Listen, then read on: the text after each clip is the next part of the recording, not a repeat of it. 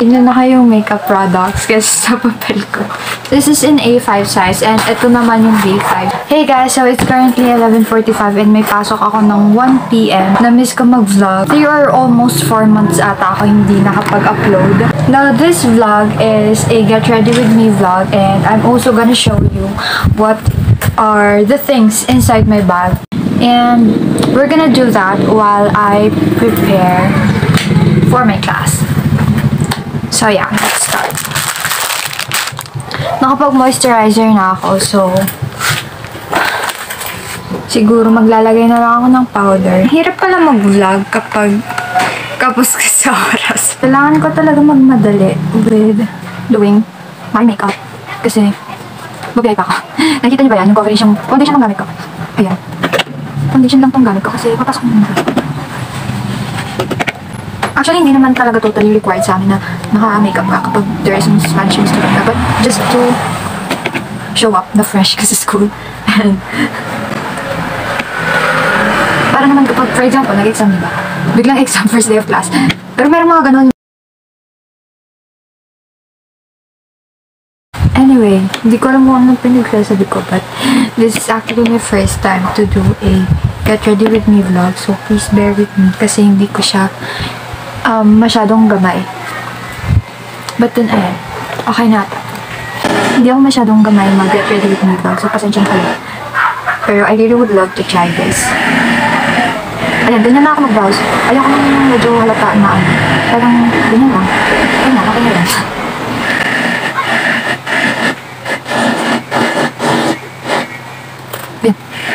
Ganito lang ako mag-makeup kapag, for example, pupunta ng school.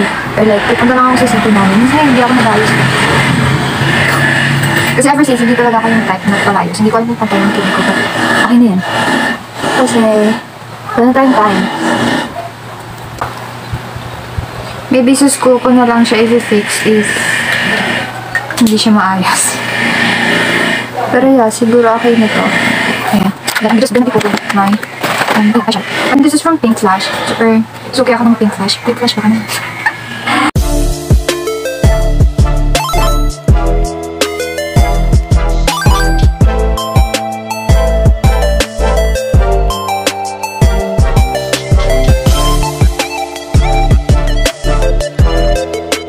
Maglalagay na lang ako ng mascara ko and then hindi na ako maglalagay ng blush kasi hindi ako mahilig sa blush. And maybe because hindi rin talaga ako marunong maglagay.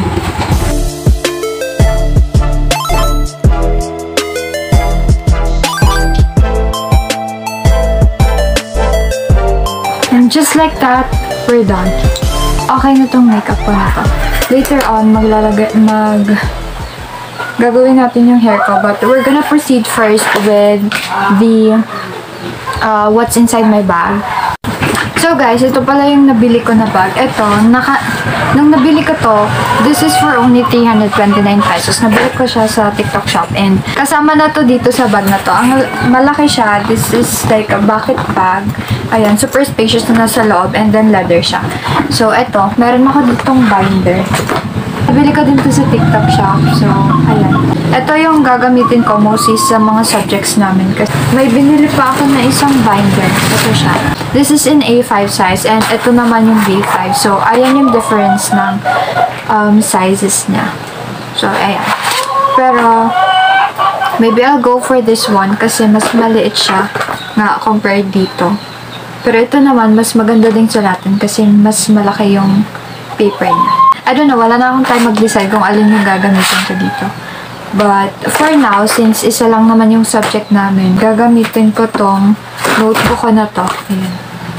This was my notebook last year pa, pero hindi ko siya naubos sulatan, so I'm still gonna use it kasi sayang naman. So, ayan, I'm still gonna use it and this is what I'm gonna put inside my bag. Di ba sabi ko what's inside my bag? So parang wag niyo na akong gayahin, guys. Ganyan pala ako mag-ayos ng bag ko. But anyways, ayun nga, dito ilalagay ko is mga essentials. Like, hindi na siguro yung skincare. Maybe pang ano lang.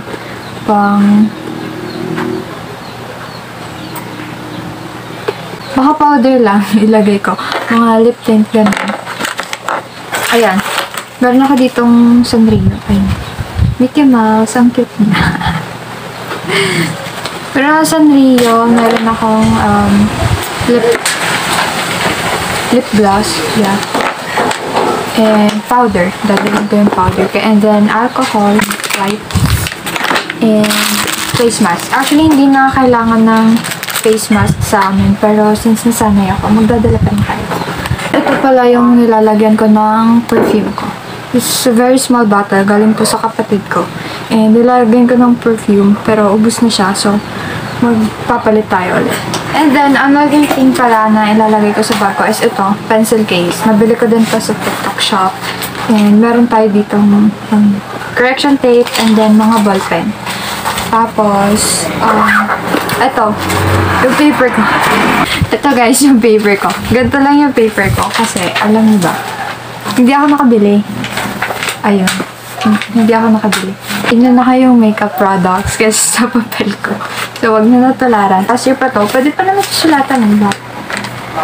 Hindi na siya bago, pero masusulatan pa din naman siya. So, ito muna. Since isa lang naman yung subject namin, hindi naman ito mauubos sa susulatan ngayon. So, dadalhin natin siya.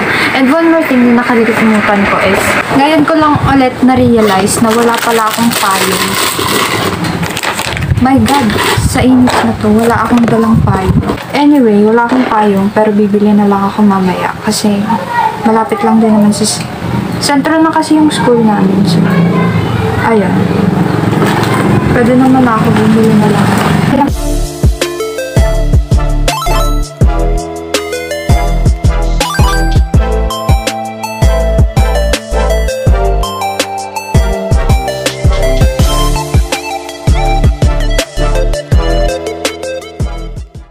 Just for a story time, guys, this semester we only have 15 units and I really have a lot of time to maximize kasi 5 lang ang subject namin but all of them are major subjects kaya kailangan natin masipagan sa school. Pumunta pala ako dito sa library para mag-advance study about professional development and applied ethics which will be our subject for tomorrow and hindi talaga ako umalis dito sa library hanggat hindi ko natapos yung book na to. And aside from that, since may oras pa din naman ako, I also did my own calendar kasi mahilig talaga ako mag-set ng plans and gumawa ng to-do list every day because it helps me to be more organized and para natatrack ko kung ano yung mga kailangan ko matapos within the day.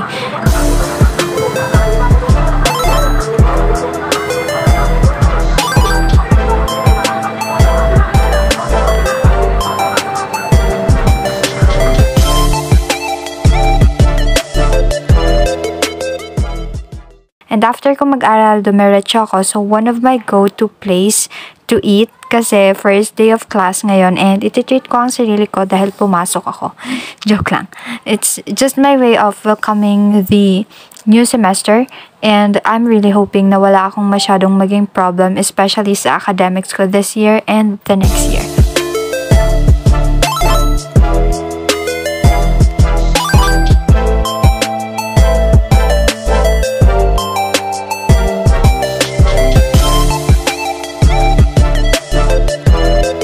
And then, after ko kumain, nagpunta ako dito sa very cute na shop and ang daming aesthetic na mga bagay. Kaya, syempre pumasok ako and nahanap ko dito yung organizer na matagal ko nang gusto bilhin. Kaya, ayun, binili ko na.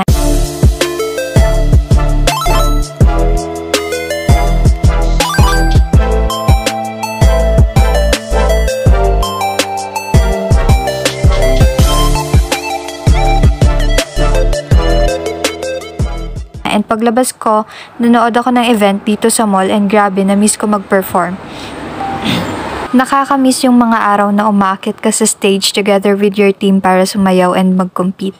Ngayon kasi super busy na kami sa kanya-kanya naming buhay. You know, young adult things. Anyway, after that, nagpunta din ako ng grocery kasi nag-canvas ako ng pwedeng maibigay as a token of appreciation sa guest namin kasi meron kaming upcoming events sa school and I'm also part of the student council and then after that, umuwi na ako and that's just how my day went. Hey guys, I'm back! Back from school and sinalubong ako ng aking anak. Meet Callie!